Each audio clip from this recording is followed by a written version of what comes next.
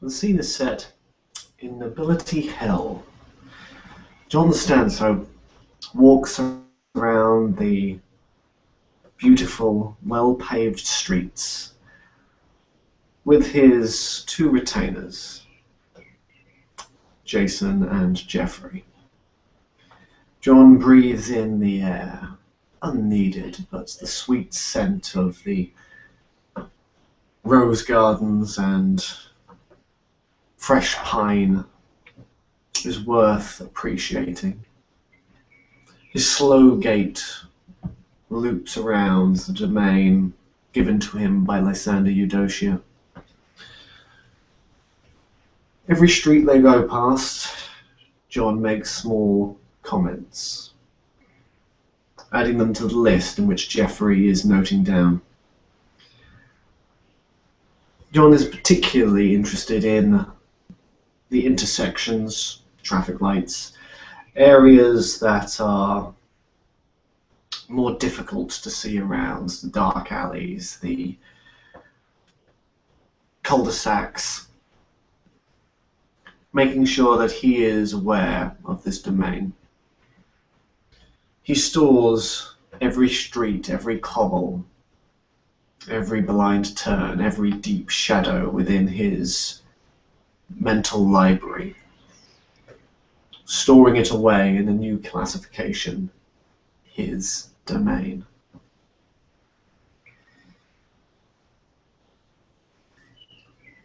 John carries on walking along after doing a circuit, weaving through the streets, taking in every private estate, how well secured it is, its electric fences, its cameras, and adds another note. He is correlating data. He'll be sending this data forth to First Founding Security and Dragonstone Security, owned by the Venture and Mr. Crown, to increase the security in his own domain. But what he is also doing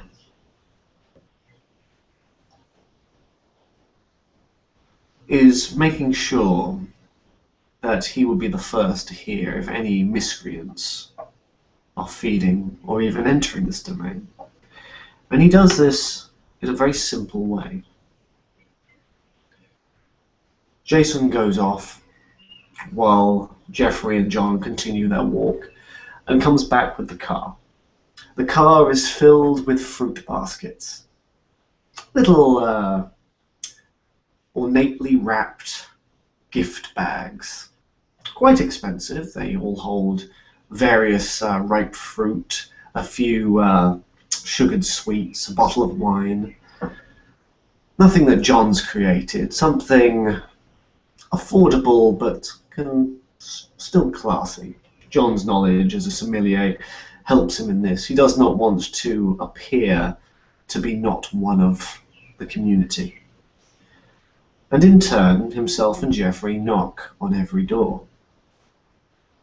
Sometimes they are greeted by staff, other times the occupants themselves, and John puts on his most winning smile. A sweet old man who has recently moved into the area. John hands each of them a gift basket and says that he has just moved in and would like to set up a community centre, a community watch. So therefore, we don't have to be strangers all walled up with their high fences and privacy, that we, the elite of the city, can socialize and expand our networks in pleasant settings. John puts forward the seriousness of community, and with the recent troubles in the news over the gang violence and fires, it becomes ever more important for the upstanding citizens of New Sarum to stand together against this wave of barbarity. John leans in all seriousness. If you see anything suspicious, anyone suspicious, then you call this number. And with that, he pushes his influence upon them. A simple command. That number itself is a number to one of the apartment buildings in which John owns. This particular apartment building is being set up as a call center, in which some of Losarius's old ghouls, which John has taken into his own staff, will keep a tally. They will map out the domain. So therefore, if any of his neighbors see anything, someone who doesn't belong, some ruffian or scoundrel, something even worse than that, they'll call that number first. Then that ghoul will inform Jeffrey. Jeffrey will inform John. And John will know and deal with it accordingly. John has never owned domain before, and he is going to take it seriously. It is his. It was given to him, certainly, but John feels that he earned it. And so, he goes to the next building and the next. He knows this will take quite a few nights. There's quite a few buildings. Not as many as perhaps tightly packed together like cattle, like in the projects. But John's no fool. He doesn't see these as allies. There is also another undercurrent to his plan. Every time he visits a house, he speaks with them, using his charm and English sensibilities to win them over. His old time as a servant of Lady Orchid means he can speak with the staff quite as well as the owners of the house, whoever's willing to see him. And he invites them all to have a social. Not a block party per se, but a social event where each can drink fine wine, eat nice food, and rub elbows with those worthy of socializing with. And it is there that John will have his feast. For Nobility Hill is full of his particular taste. His mouth salivates at thinking of all these new flavors in which he can extract and dine on his own pleasure. Every house he knocks. It's beginning to become repetitive now, the same tawdry lines of the same play he's playing out for decades now. Humans don't change, especially when you reach this level. All these people are neuron riche. They're not true nobility, not by a long shot. They're all like John, scrabblers, reachers, climbers, as a few kindred have called him recently. Each one struggling to keep and maintain what they have while always reaching for more. John feels at home here. He knocks on another door, taking in their faces. Mild conversation also working to his advantage. How many staff do you have? They're wonderful gardens. That must take a lot of manpower. John also thinks perhaps he should increase his staff. Maybe one of these gardening firms or cleaning companies would be a good asset to help him control his domain. He brushes it aside, locks it away in a small box within his vast mind for plans for the future. In the meantime, a cursory security will do. A whole district of watchers, kind watchdogs, as well as more mundane technology funded by the Ventrue, and not out of John's pocket. He carries on. He goes back to his apartment.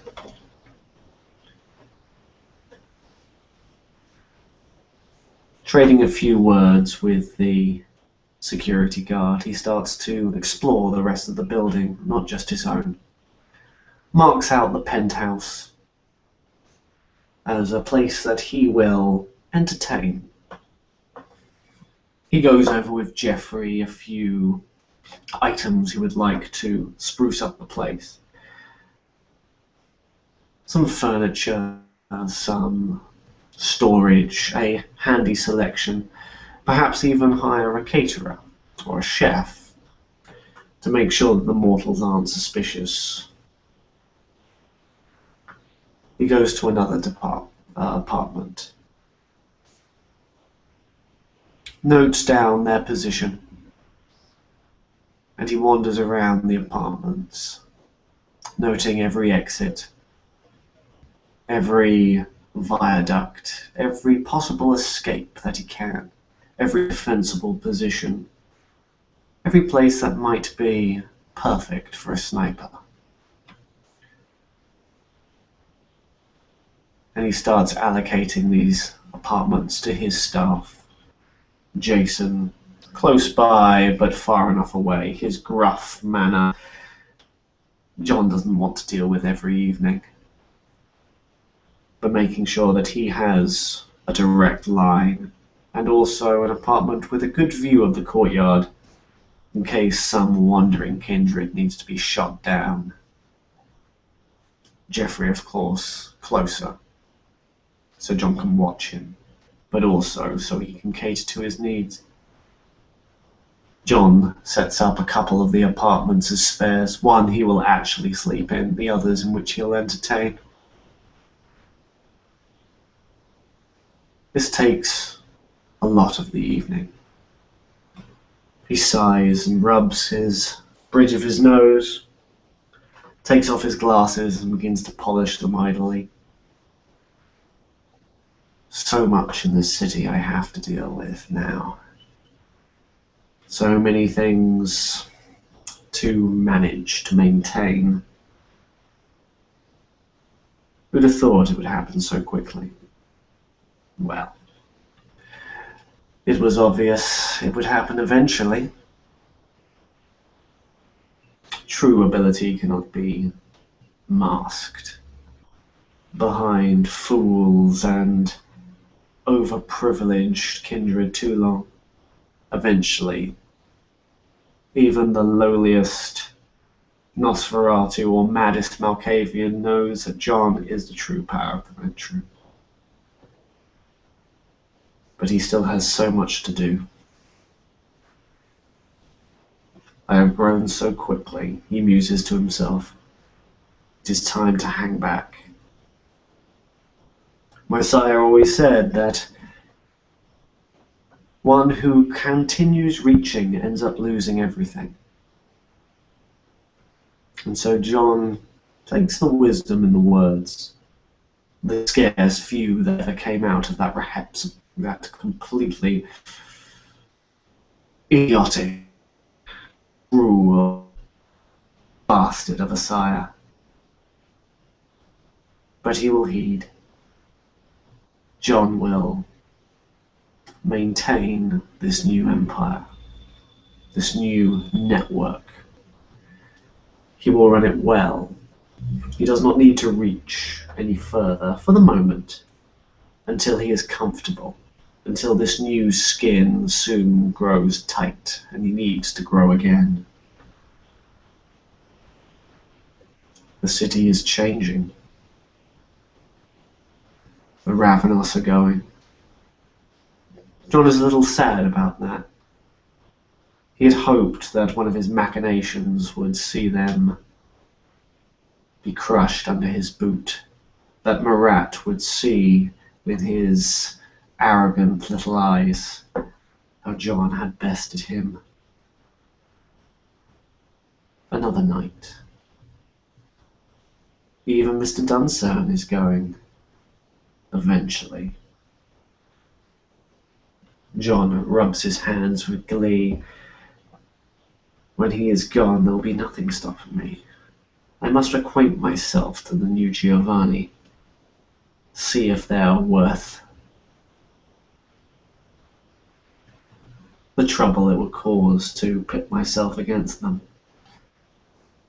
I will have that smug bastard Dunsern understand that I am no one to trifle with. The prison will be mine, as it always should have been, if it wasn't for the idiotic decisions of my superiors. Or that treacherous Gangrel. But in time, I have all the years to wait, all the years to plot. Lysander as prince, well, I was nothing if not an opportunist. And we are dealt the cards we're given. He does seem to be very much lacking in allies, and this Apollo has him on edge. It is time to cozy up and see what kind of prince he will be. The Tremere. The old saying goes true, never trust Tremere. The Primogen seems astute, scarily so, but so was Shawl, and Shawl made stupid mistakes. But they are but fledglings compared to the terror John felt when dealing with Page. That cold heart, that look he had in his eye, that he would just destroy John with very little thought, like squatting a fly. That John was simply able to exist only due to his good graces. John didn't miss him. All wounds heal with time, and petty vengeance festers and grows in that time, and John will savor it like a sweet wine, wash it around his tongue and his palate until it is absorbed into him, and its lingering taste will keep him warm, keep his mind sharp. So few obstacles in front of me now.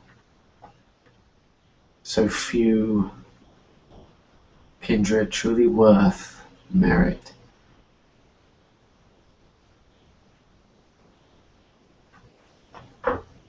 Perhaps I shall kick up a stir, keep things interesting. I certainly need to find someone worth dueling with, lest I go bored. After John has gone through every apartment,